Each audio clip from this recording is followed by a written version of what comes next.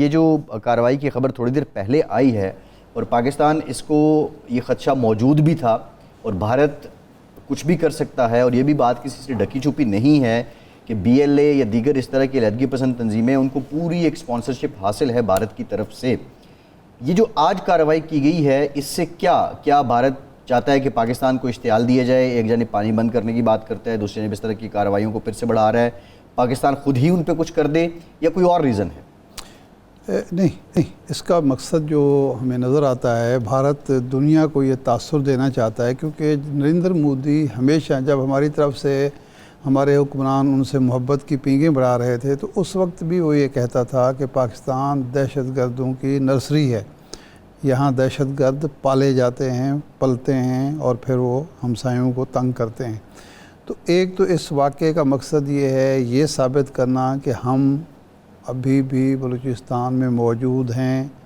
اور ہمارے جو ایجنٹ ہیں، ہمارے جو گماشتے ہیں، ہمارے جو ٹرین لوگ ہیں وہ کارروائی کرنے کی صلاحیت رکھتے ہیں،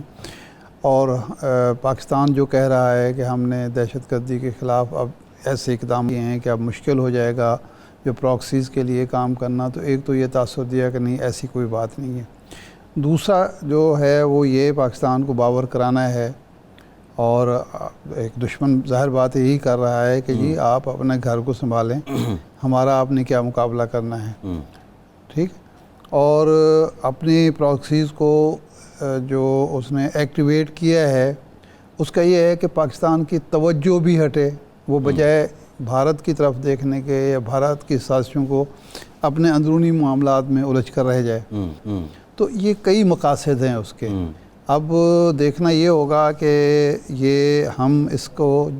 رسپانڈ کس طرح سے کرتے ہیں۔ دنیا کے سامنے یہ بہت اچھا ہوا جو ہم سلامتی کونسل میں چلے گئے، کامیابی بھی ہے ہماری، اس سے بھی آگے جانا چاہیے۔ میں آپ کو یاد ہوگا کہ میں نے ایک دن یہ کہا تھا کہ ابھی ہمیں صرف ڈیفنس موڈ پہ نہیں رہنا چاہیے، یا جو یہ سوچ کے کہ جی وہ وہاں سے ایکشن ہوگا اور ہم ری ایکشن، نہیں، ہمیں اب پرو ایکٹیو پالیسی پہ جانا چاہیے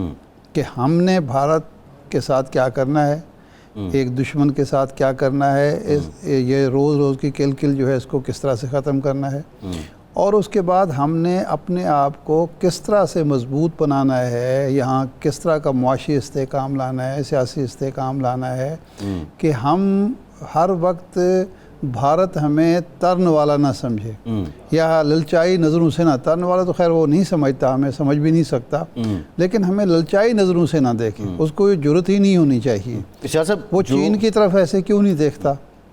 اور یہ جو ابھی آپ بات کر رہے ہیں سفارتی محاذ پہ، چین پہ بھی ہم اسپیسیفکلی بات کریں گے، اور چین نے ہمیشہ ایک دوست ہونے کا جو ثبوت دیا ہے وہ اس بار بھی دیا ہے۔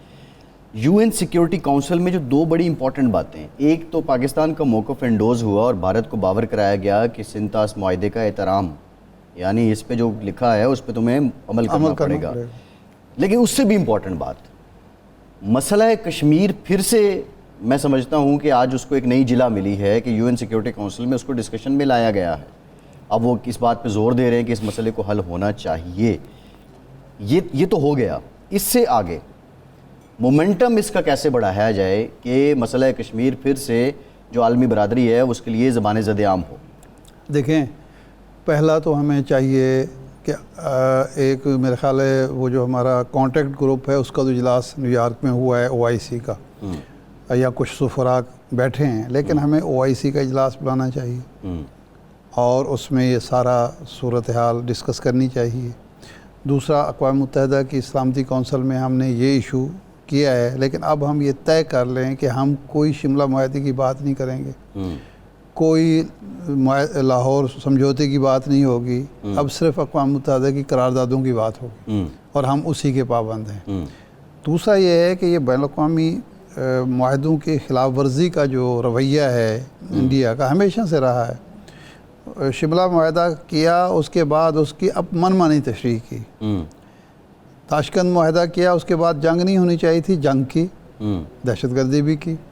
تو اب ہمیں یہ چاہیے کہ ہم کہیں کہ جناب اقوام متحدہ کی قراردادوں پر ہی بات ہوگی جب بھی بات ہوگی،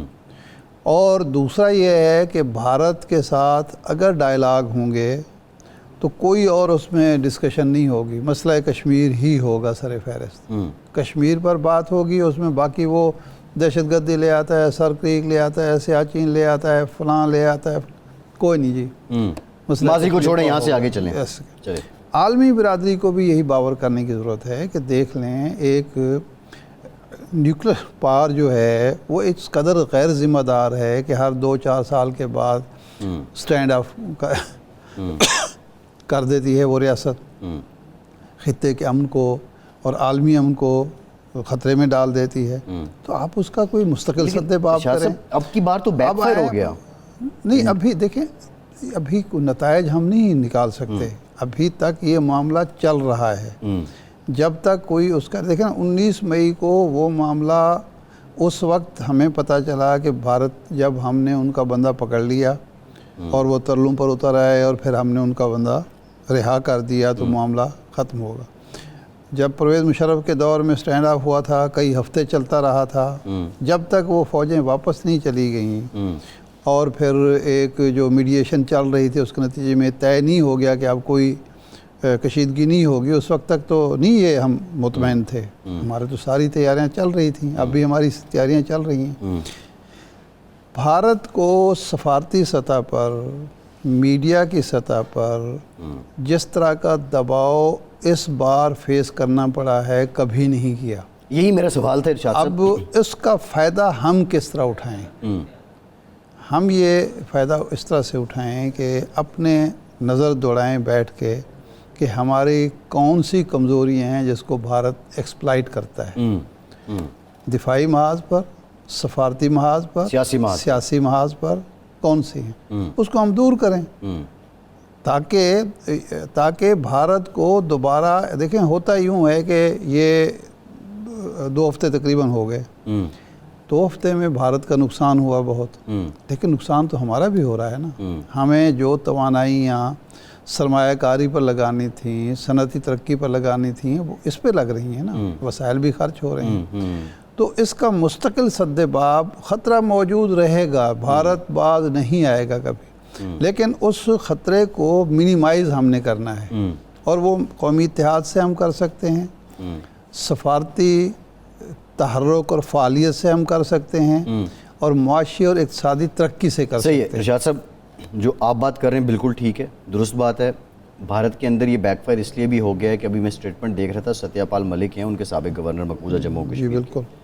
انہوں نے کہا کہ پہلگام میں کوئی ایک بھی سیکیورٹی اہلکار موجود نہیں تھا اور یہ سب سے زیادہ کراؤڈڈ پلیس ہے،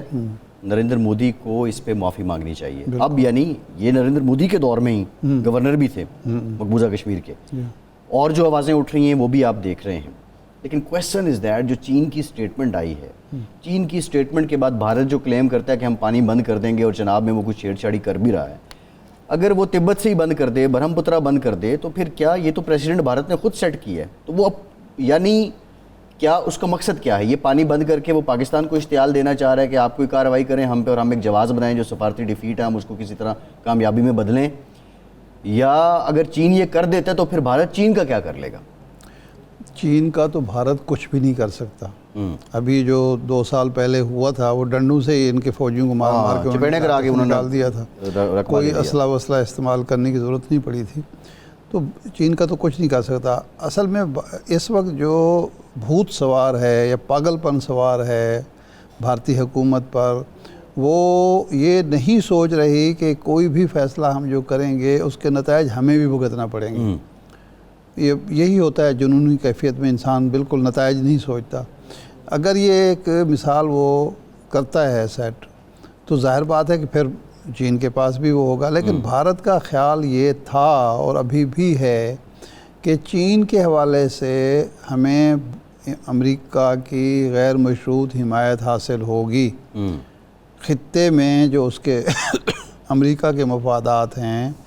تو بھارت یہ سمجھ رہا ہے کہ اسرائیل کی طرح ہم بھی امریکہ کے چہتے ہیں، ہم بھی امریکہ کی ضرورت ہیں، اور ہم امریکہ کے لیے جو خدمات انجام دے چکے ہیں یا دے رہے ہیں یا دینا چاہتے ہیں، اس کی وجہ سے بھارت کو امریکہ چین کے غیظ و غضب سے، عتاب سے بچائے گا، لیکن یہ اس کی خوش فہمی ہے، اس لیے کہ امریکہ نے اپنے مفادات دیکھنے ہیں۔ بڑی طاقتوں کے جب اپنے مفادات کا مسئلہ ہوتا ہے، دیکھنا ٹرمپ صاحب جب آئے تو انہوں نے یہ نہیں دیکھا کہ برطانیہ سے ہمارے تعلقات کی کیا نوعیت ہے، کینیڈا سے ہمارے تعلقات کی کیا نوعیت ہے، آسٹریلیا سے ہمارے، اس نے صرف اپنا مفاد دیکھا۔ وہ تو ان کی اسٹریٹجی یہ رہی کہ آتے ہی برطانوی پرائم منسٹر کرس چارمر کو پریشرائز کیا، کبھی ایلان مسک سے اسٹیٹمنٹ دلوائی، کبھی ان کے سوشل ایشوز کو ایکسپلائٹ کیا۔ اب جو ہے وہ بالکل بھائی بھائی والا سین ہے، وہی تابع داری ہے، کیونکہ برطانیہ میں تو ایک سینٹیمنٹ ابھر رہا تھا کہ لوگ اس بات سے اب تنگ آ رہے تھے کہ ہم امریکہ کی تابع داری کب تک مزید کریں اور کب تک اس کی پالیسیوں کا خمیازہ ہم بھگتیں، بالخصوص یہ یوکرین وار کے بعد۔ لیکن انہوں نے آتے ہی پالیسی یہ کہہ لی، اب کرس چارمر جس پہ یہ چیز سمجھنا چاہیے بھارت کو، مودی کو، کہ آپ پہلے ایک سوویت یونین کی گود میں بیٹھے تھے، اب امریکہ کی گود میں بیٹھے ہوئے ہیں۔ دعویٰ آپ کہتے ہیں غیر جانبداری کا، دعویٰ یہ کرتے ہیں کہ ہم سپر پاور بننے، علاقائی سپر پاور بننا چاہتے ہیں۔ تو جو علاقائی سپر پاور بننے کے خواہش مند ہوتے ہیں وہ ٹاؤٹ نہیں ہوتے کسی دوسری ریاست کے، گماشتے نہیں ہوتے، اعلیٰ کار نہیں ہوتے، ان کی اپنی انڈیپینڈنٹ پالیسی ہوتی ہے، اور وہ ہمسایوں سے بنا کے وہ اپنا حلقہ اثر وسیع کرتے ہیں، کم نہیں کرتے۔ ہر ہمسائے سے تو لڑائی ہے، بنگلہ دیش سے لڑائی ہے، نیپال سے لڑائی ہے، چائنا سے لڑائی ہے، پاکستان سے لڑائی ہے، کون سا ملک ہے جو اس سے خوش ہے؟ شاہ صاحب لیکن اب جو اس وقت صورتحال ہمارے حق میں گئی ہے سفارتی سطح پر، میڈیا کے محاذ پر، اس کا ہمیں بھرپور فائدہ اٹھانا چاہیے۔ یہ جو آپ کہہ رہے ہیں اس کی اور جدت یہ نہیں دکھاتے ہیں ہم۔ سمجھنا چاہیے کہ یہ اسی حد تک ہی رہے گا معاملہ۔